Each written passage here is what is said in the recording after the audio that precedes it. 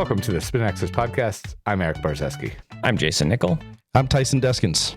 Today we're going to talk about the averages and window ranges that golfers should be trying to aim for in their golf swing. And this could be movement or club data based. Yeah, and we're going to talk about whether that's a valid way of teaching, because we have a bunch of PGA Tour players and LPGA Tour players and good players with full measurements in 3D, but someone will always say, well, what about Matt Wolff, or what about Jim Furyk, or what about Keegan Bradley? So what do you teach? Do we teach within windows and say all good players, or 85% of good players are within this window? Or do we say, swing your swing and let's just make that work? What do you guys think? I always say swing your swing unless your swing sucks, and then stop swinging your swing. Obviously, that's obviously tongue-in-cheek and a joke, but I think people just take some of this stuff so literal. I mean, at the end of the day, I think a lot of people are actually surprised at where most of the tour players are. They're not as crazy. Let's just think of a rotational perspective. They're not as crazy open at impact as I think what people are trying to achieve, because they see all these YouTube videos and they see these people who can really spin their hips open and get their chest way open, and not every single tour player is doing that. So I think a lot of times it almost reins them in to, hey, you don't have to be as on the end of the spectrum as you think. So speaking of that, do you know what tour average for pelvis open, hips open, whatever you want to call it, at impact is? Yeah, it's like 40 degrees, right? Mm-hmm. From address, from their address position. Yeah, and plus or minus 10 degrees. Plus 10 degrees would be not many people. You're not adding a lot of people. Rory's about 48, 49 degrees at impact, and he's one of the higher ones. Plus or minus 10 degrees probably covers 85% of the tour. So, for example, now that's way down the chain as far as what you're working with. When you're working with an amateur, usually getting your hips open is one of the later things that you tend to work on. They tend to have other things that you work on first, including not turning your hips back 70 degrees or 60 degrees in the backswing. Correct. First of all, when you are working with someone, sometimes it's a relief to say, oh, you were 20? If we can get that to 30, that's right. You're within the edge of that window. You're in a decent range, right? And if we can get to 35, it's not something we might ever talk about again. Absolutely. I think for a lot of people, it's almost like a weight off their shoulders. Like they've been trying to get their hips open so hard. They're like, man, no matter what I do, I just can't. It's like, well, you're almost there. Yeah. Or you're past for some people. Yeah, definitely have seen that too. What about, let's talk a little bit about like some club data again with angle of attack. What do you see any players who come in and have maybe some unrealistic ideas of what it is they're trying to do with a 7-iron? I wouldn't say that. I've never had someone come in and gone like, hey, I want my angle of attack to be this number. But I have had 3.9 degrees down. Yeah, it has to be here. I've had people come in on either side of it. I had one guy that was 11 degrees down with his 7-iron. And then I actually had a student just today where he was hitting up on it 2.5 degrees with the 7-iron. And of course, his ball position's way too far forward. He's thinning or fatting the shot. And it was like, okay, do you know where your ball position should be? And he's like, I don't. I'm like, okay, we're going to go straight into the basics: ball position, grip stance, posture, ball position. And it was like ball position for him. We moved the ball back, and it was like all of a sudden he started hitting one down on it, and it was like some crisp strikes. I'm like, how does that feel? He's like, it's awesome. I'm like, great. So it's only 3 degrees. Like it's not that huge, but was a massive change into how better he was striking the golf ball. But I said, tour average is 3 point something with your 7-iron on that PGA Tour. You don't swing it as fast as them, so you're probably going to want to compare yourself a little bit more to the LPGA Tour. And so they're 2 point something. I can't remember off the top of my head. They're a little bit less. And if you're anywhere between, let's say 1 and 3 down, it's going to be a great spot for you. But the main thing, obviously, is we want to get good ball first contact. And you're not going to get that swinging 2-3 degrees. I think he had one actually, like no joke, 5 degrees up. Yeah. So it's like, that's rough. Yeah. Off mats, you can see like 12 up, because they fat it and the club bounces up out of the mat. Bounces up. Yeah. Regardless of whether you're looking at club data or movement data or body data or elbow angles or any of these things, I think amateurs are surprised at a few things. Number one, the windows they're both pretty tight, but also fairly generous. You can lift your trail elbow off your ribs a little bit or kind of a lot, and you're going to cover 85% of tour players. You're probably not going to include Bubba Watson in that. Yeah. I'm being gracious and extending tour players to include Liv at this point. But you're probably not going to, you might not cover Bubba Watson in your 85 percentile, 7.5% on each end. Or Matt Kuchar might be outside of that 85%. But Yeah. those are outliers. And so if we're not talking about windows and ranges, we're talking about outliers. And so there are a lot of amateurs who, and this is one of the toughest things as a golf instructor to fight. There are a lot of amateurs that will con themselves into thinking, oh, Matt Kuchar does this, or Bubba Watson does this, or Keegan Bradley does this, or Jim Furyk does this, or Matt Wolff does that. So I should be allowed to do that too. You are not named Matt Wolff or Jim Furyk, and if you are, you have the same name as a famous golfer. Or thanks for listening to the Spin Axis podcasts, Matt Kuchar or Bubba Watson. Right. Hi. That's right. Yeah. Thanks for listening. Those guys have been swinging that way since they were 5 or 8 or 9 or 10, and they got good. And so the coaches that they had at the time, and I don't care what he says, Bubba Watson has had lessons. I've seen some Absolutely on the ranges at PGA Tour events, working with an instructor. The coaches that they had all along were smart enough in some ways, or cautious enough to not say, you know what, this guy does something a little bit weird, but he's having success with it, so let's monitor it. Let's kind of make sure we keep him within his windows or ranges and make him aware of what might be a problem if he gets out of whack. Otherwise, we're just going to kind of ride it because he's playing pretty well. It's like the, famous, if Jim Furyk came to you and wanted to get lessons, what would you work on? First thing I always ask, what's happening in your golf game? Right. Well, I just shot 61 and 60 last weekend. That's pretty good. What are we working on here? You know what I mean? Like, can I but he's coming to you for a lesson, so he wants to do something differently. yeah, but you got to know what does he want to work on? You know what I mean? Right, Like, but it's so still for going to instance, look like Jim Furyk's swing. Even if you change something about his swing, it's still going to look like his swing. because he just shot You're not 60. going to wholesale change his swing. Yeah. But if you get Mr. Johnson to come in and I shot 120 looking like Jim Furyk, might change, might make a little bit bigger change. Yeah, Jim Furyk has hit millions of golf balls in his life. His swing is pretty grooved for what it is, so you're not going to change it a lot. Mr. Johnson hasn't hit 100 golf balls in the past week. He has some room to improve.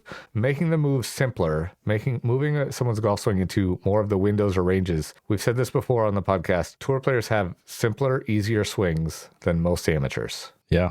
I think that's still my favorite clip from like the AMG guys when they had, I can't remember what tour player was. He came in early and he was watching like an amateur hit golf balls. I've said this before, I think, but he just leaves and the pro goes, I don't know. That guy is so skilled how he could hit a golf ball like that. I couldn't do that.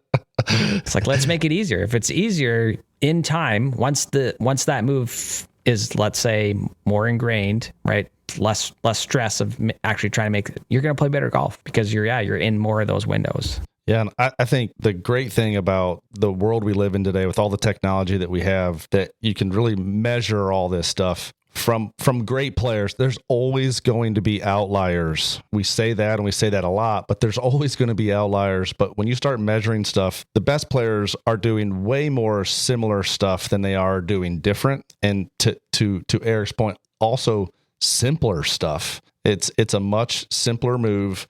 They then go do it a lot and they can repeat it. And to me, one of the crazy things with, whether you call it TrackMan imperatives or whatever sort of device you're using, it's just how to the half a degree, their club path can be the same every time, right? Or their swing direction or their low point, or heck, their club speed. We've all seen the videos of those guys on the range. They got a 7-iron in their hand. They take a swing and they'll say, 93.5, right? They're guessing. And then you look at their iPad and it's 93.6. They know what all this stuff feels like so much because they've done it so much. I just thought of an analogy. It might suck. Full disclosure. I just thought of it. We've all hit a putt that slams into the back of the hole, pops up and goes in, or we've seen one that does that. Absolutely. That's an outlier. That doesn't mean that's a good way to putt. Okay? Yeah. You can't say, well, I made that putt that one time doing that thing where I hit the ball way too hard and I hit the back of the hole, popped up in the air, and that was fun. I'm going to keep Similar doing that. Your golf, yeah, I'm going to keep doing that. That's your Matt Wolff swing that you are trying to justify keeping because one guy that you can name does it. You are much better off saying, I need to figure out where the middle 70% of PGA Tour players are, or LPGA Tour players, or whatever, and work toward that. Because I'm not a professional golfer. I'm not going to hit 1,000 balls a day to groove whatever kind of weird swing I have. And by the way, Matt Wolff was putting out of bunkers at Augusta National because he couldn't hit a partial wedge because the club was outside of his head at, P3. There are some downsides to some of that stuff too. Jim Furyk probably could have hit it farther if he had maybe come up with a different swing. Doesn't mean you would have changed Jim Furyk's swing, but in a parallel universe, Jim Furyk might be a 5-time major winner because someone that talented that hit it farther might have been just a little bit better. We don't know. He might have been worse. Yeah. We don't know. So I'm not saying he would have been better or worse. We don't know, but there's a possibility that he could have been better. Stop using outliers to justify a goofy swing that's tough to time, that when you take 2 weeks off, it's gone. And you have to work really hard for another week or two to get it back, right? You should be able to take a month off and kind of come back and quickly kind of get back to where you are or were, because your swing is simple. Yeah, you always hear those stories of those guys that used to play in like college Div 1s and they go out, haven't golfed in 2 or 3 years, crack a beer on the first tee and then shoot 63. Yeah. Like, it's not because they have an overly complicated golf swing. Yeah. I mean, listen, I think this game is hard enough, right? With all the things that we can't control. If you can make your move more efficient, more simple, it's going to be more repeatable for you. And you just see people who are trying to do overly complex things because it's the rave on TikTok or Instagram or YouTube. And, it's just not going to be a long sustaining thing. I even think, Erik, we talked a little bit ago today, getting ready for the show, like even the setup numbers that you'll see. So like on gears where it's measuring, side bend, forward bend, all those things. I think one of the things that impresses me most about elite level players is they're getting in the same setup every single time before their swing even starts. So when we talk about simple, that's something we can control. And you'll see a 15 handicapper whose ball position will move 10 inches when they're hitting 10 balls in front of you, right? Can you talk a little bit? I think one of the things sometimes that gets people confused is side bend at setup. Can you talk a little bit about, why you think people will get that confused? What numbers do we see from a driver to a 7-iron? How much side bend do we typically see? So if we're talking about shoulder tilt is different than side bend. Yep. Let's go with shoulder tilt first. If your trail hand is below your lead hand, you're not playing cross-handed, which is most people, of course. If you're playing cross-handed, you are an outlier. And if your name is not Josh Broadway or one or two other people, you're probably should switch. It's probably time to change. But your shoulders are going to be tilted more than your spine axis, right? Yep. Or the axis of your torso, or however you want to think of it. Tour players are, by and large, and this is one of the first things I did when I had a gear system, tour players are, by and large, almost vertical until P5. It's kind of crazy. Around P4, tour average with an iron, it's an average, so it's a middle. So again, plus or minus like 6 degrees is going to cover probably 80% of tour players. So you could have 6 degrees of tilt away, but you could have 6 degrees of tilt toward the target. Sergio Garcia springs to mind as being like in the 70s, meaning 11 or 12 degrees of tilt toward the target during his backswing. Looks like a reverse pivot, but he goes forward during the downswing, so it's not. But around 90 degrees at the top of the backswing. Now that's axis tilt. If you draw a line up your back, it's going to be tilted slightly away because your pelvis is wider than your shoulders when they're turned 90 degrees. So 2D can play some tricks on you, but there's not a lot of tilt away from the target. Even with a driver, it's like 4 degrees, maybe less than just under 5 until P5. And then that's when the lead leg extends, pushes the pelvis forward, kicks the chest and torso back a little bit, and we get some axis tilt, which at impact with an iron is about 12 degrees, and with a driver is 15, 16, 17, 18 degrees only. 102.7, I think, is tour average on my little chart of like 45 tour players, men and women. And I think 108.1, so 18 degrees with a driver. So not a lot throughout the swing. Yeah, and I think you'll see all sorts of stuff. You'll see guys who are really trying to get way back behind the golf ball at address. The reverse K thing is kind of not really a thing anymore. Yeah, right. At the TPI videos where the guys are hitting driver, Greg will have people make their left hip a little higher than the right hip, but he doesn't have them do it by tilting back. He just has them change the level of their hips, and then they take that whole setup and just shift it back a little bit. So they're a little bit behind the ball, which I've never loved that phrase because the ball is forward in your stance with the driver, so automatically kind of behind the ball some. But he won't do it with a ton of tilt. The whole reverse K, like right side bend at setup, isn't really a thing that we see the game's best players doing much of. Yeah, and I see a lot of people who really do struggle with just getting that left hip just a little bit higher and not just wanting the whole sort of system to go that way, right? Yeah, and it's not a lot of tilt at setup either. It's a few degrees here and there. I just have people go straight down from standing up straight. They go down into a setup, and then they just push their hands forward a tiny bit, and that's almost all the setup stuff they need.